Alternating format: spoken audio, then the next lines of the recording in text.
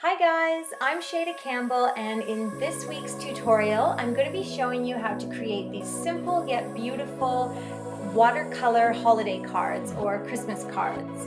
And make sure you watch to the end of today's tutorial because I have a little giveaway for you. So to start, what I'm using are just these blank card and envelope sets that I get at the dollar store. And I've got a little 4x6 one here that I'm going to use in a horizontal format. So that's the card and envelope, and then what I've done is just taken a little piece of watercolor paper and I've cut it down so that it's basically the same size as the card. You could also leave a little border and that looks really nice. And then I'll do the painting on the watercolor and just fix it onto the card later. And then I also have these square card and envelope sets that I just found. I really like them. So today I'm going to show you one design for a square holiday card and one for a rectangle. And now I've done a sketch on an extra envelope. I always do cards on the channel, so I have tons of extra envelopes. So that's my little initial sketch for the rectangular card. This is a really simple yet effective way of sketching out a little design. I've started with a flower right in the corner there, and then I've sort of just got two big leaves coming off both sides with a bit of extra greenery and berries to use as filler. So it's a great way to start, especially if you're not familiar with sketching leaves and flowers. This is quite effective. It gives you this gorgeous design and you don't have to be a master artist or illustrator. And of course I'm just sketching that design onto the watercolor paper, but you don't have to sketch it on there. You could also transfer your design using a little bit of graphite transfer paper. So just do whatever works for you. And then we're going to start painting. And I'm just using a set of craft quality watercolor discs, really simple, straightforward. And the first thing I'm doing is just mixing up a nice muted, cool green.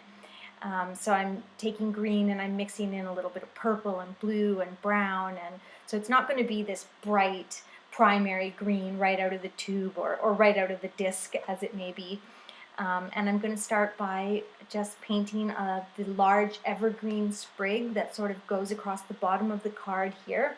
And I'm just making sure to use lots of water just so that the watercolor really looks like the medium that it is, that it has this watery, beautiful finish to it once it dries. And I'll use that same color of green to color in or paint a few other leaves. And then here you can see that I've added some water to that same green, so I've really lightened it up. And I'll use that similar yet different lighter green to fill in this larger leaf. And this is sort of a piece of Dusty Miller maybe is what I'm thinking of, so that really silvery greenery that you see used in bridal bouquets a lot. And it's always nice to have an idea of what the greenery is that you're painting. So this one here that I'm about to do I think would be boxwood, which is a greenery that you see at Christmas a lot. And so I've mixed in a little lighter green and yellow so that this green is a little bit different.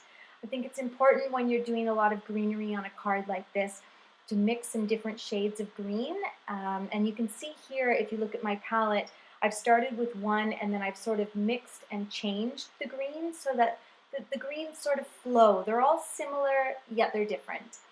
And it's always nice to go back to your initial sketch and just check it out as you're painting. Make sure you're not getting too far off base. Here I'm mixing up a really cool grayish green, and I'm just going to use that to finish off and fill in a few more of these leaves. And you'll also see me add in just a few little sprigs of green, few little splashes, if you will, to finish off the greenery. And then what I'm doing is mixing up a nice cool brown, so putting lots of sort of purple and blue into my brown. And then I'm going to fill in the pine cone here. And what I'm doing here is I'm using negative space to show detail. So you'll see where maybe a pencil line would be in the sort of scallops of that pine cone. I'm using negative space, so I'm using white space to show detail. And I am also going to add just a few little sprigs or little twigs. And then I'm mixing up a nice, very light peachy pink, and I'm going to fill in my flower here. And you could use any color for this, totally up to you. And I'm just going to try to do a little less is more here on the flower, but I did go a little heavy on the paint. I always need to pull back. So I ended up sort of with a big blob, but through the magic of YouTube, this is already dried. And now this is something I wanted to show you guys anyway. It's nice when you're starting out with watercolor if you just put a wash of color down, then let it dry, and then come back in once it's totally dry with a color that's just a hair darker than the one on the page, and then you're going to add a bit of detail, and you can see me doing that there on the leaves, and of course I added petals to my flower, and I'm going to add some veining on this leaf here at the top of the page, and that's a really good way to make it look like you really know what you're doing.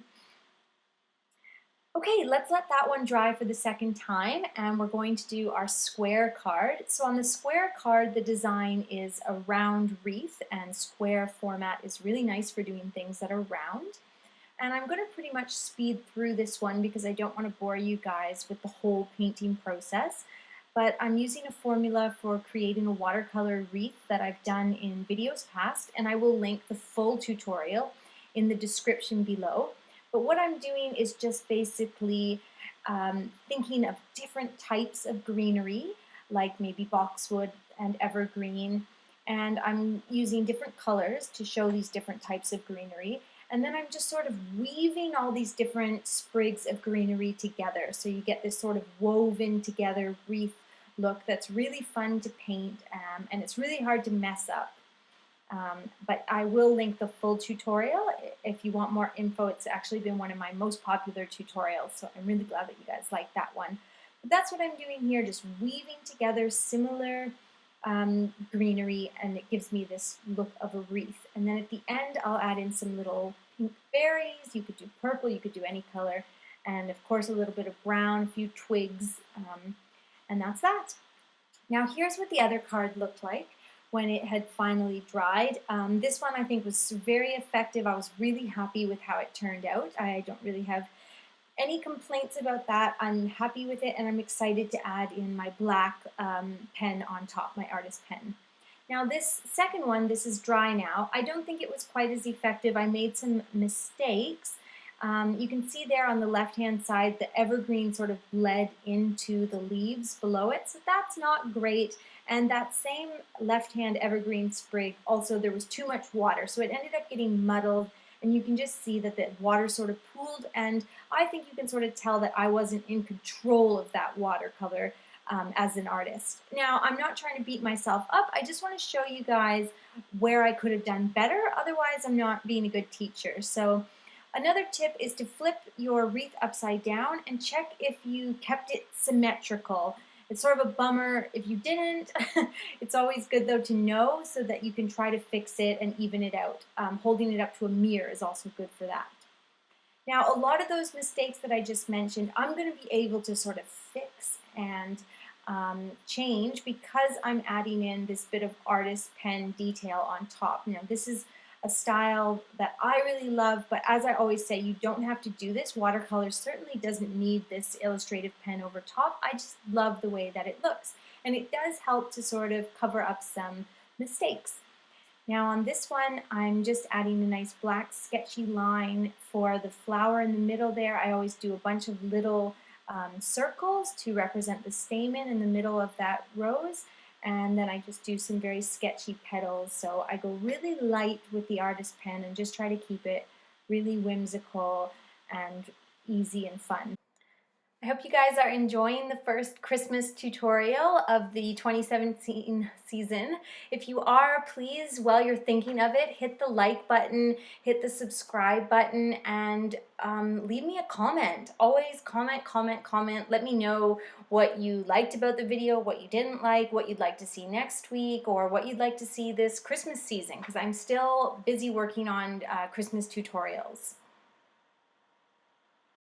Okay, now that that's all done, let me grab the other card, and I'm just going to quickly show you how I'm going to cover up some of the parts that I don't like quite as much using my black Pigma Micron or my artist pen. So here for that leaves that sort of bled into one another, obviously I'm just going to, give it some detail, make sure to separate them really profoundly, just so that the viewer, the person looking at the card, can really tell the difference between what is the boxwood and what is the evergreen. So just adding lots of detail there with my artist pen. Okay, and once those are done, I'm just going to take a ruler and a pencil and I'm going to mark out where I'm going to put my greeting or my holiday message. And I think on this one I'm going to write Merry Christmas. So just doing it in pencil, making sure I'm really happy with the look of it. Then I'll go over it with my pen. I'm using the Pigma Micron 05. And then to give that faux calligraphy look, I always thicken the down stroke of each cursive um, letter. And for that part, I use the Pigma Micron 03. So I just drop the nib size a little bit. If you're a little unsteady or you're a little worried about doing that fine detail, just go down to an even smaller nib size. Okay, that one's finished. And same sort of drill on this one, except I want to sort of mark where the middle is. And once I have that marked, I'll put a few lines down.